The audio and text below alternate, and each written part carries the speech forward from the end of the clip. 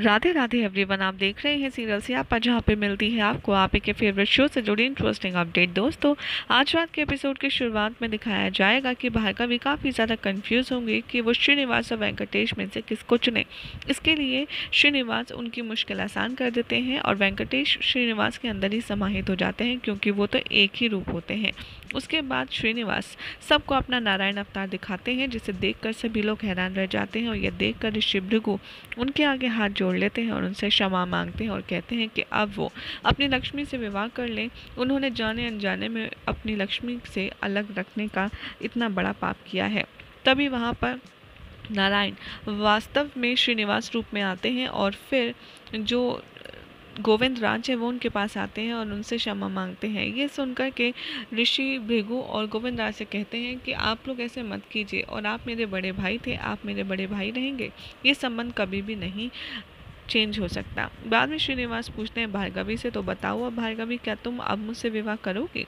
भार्गवी कहती हैं कि विवाह तो सिर्फ एक रस्म का नाम है। तुम ही ने तो कहा था कि मैं तुम्हारे हृदय में समाहित हूँ, तो फिर इन सब की कोई आवश्यकता नहीं है। और ये कहकर के श्रीनिवास के अंदर ही भार्गवी समा जाती हैं, क्योंकि वो उन्हीं का एक स्वरूप होती हैं। उसके पश्चात यहाँ पर श्रीनिवास कहते हैं कि अब से इस स्थान पर लक्ष्मी का सदैव वास रहेगा और वो अपने भक्तों की रक्षा भी करेंगे। कुछ समय बाद दिखाया जाएगा कि वेंकटेश्वर भी समाहित हो गए हैं और भार्गवी भी श्रीनिवास में समाहित हो गई हैं, और श्रीनिवास और पद्मावती जाती हैं, राजा काश के महल में खड़े होते हैं दोनों एक साथ। तभी श्रीनिवास के अंदर से भार्गवी निकलती हैं और उनके सामने प्रकट हो जाती हैं और साथ में तीनों खड़े हो जाते हैं। ये देखकर राजा आकाश उनसे विनती करते हैं और कहते हैं कि आप सदैव के लिए यहीं पर रह जाइए तीनों, और हमारे ऊपर अपना आशीष बनाए रखें। इनकी एक मनोकामना पूर्ण करने के लिए तीनों लोग एक मूर्ति का रूप ले लेते हैं और वहीं पर उनकी स्थापना हो जाती है, और यह देखकर सभी लोग बहुत प्रसन्न होते हैं।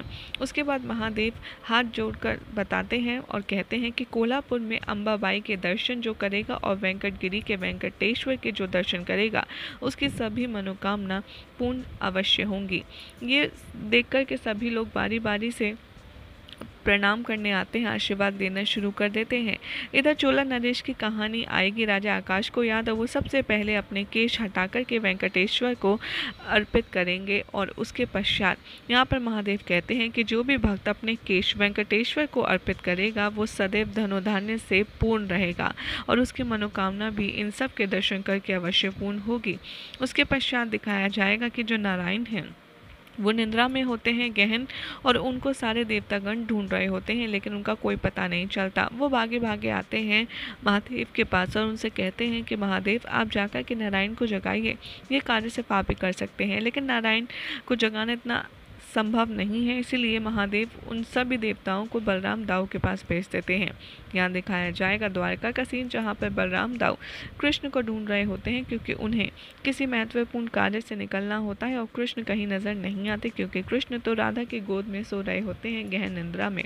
तभी वहाँ पर बलराम दाऊ को बहुत क्रोध आता है कृष्ण पर, और वो इधर उधर उन्हें ढूंढने का प्रयास करते हैं, और तभी सारे देवतागण कहते हैं, उन्हें रास्ते में मिलते हैं और बोलते हैं कि आप ही हैं जो सिर्फ नारायण को नींद से उठा सकते हैं, अन्यथा बहुत बड़ा अनर्थ हो जाएगा, हमें आपकी सहायता की आवश्यकता है। और यहाँ पर जो नारायण है वो निंदा से अपने आप उठने ही वाले होते हैं, और यही हो जाएगा आज रात के एपिसोड का एंड। जिसके बाद कल क्या होगा आपको बताएंगे नेक्स्ट रिपोर्ट में। ऐसे ही मज़ेदार अपडेट्स के लिए चैनल को सब्सक्राइब कीजिए, वीडियो को लाइक शेयर करना ना भूलें।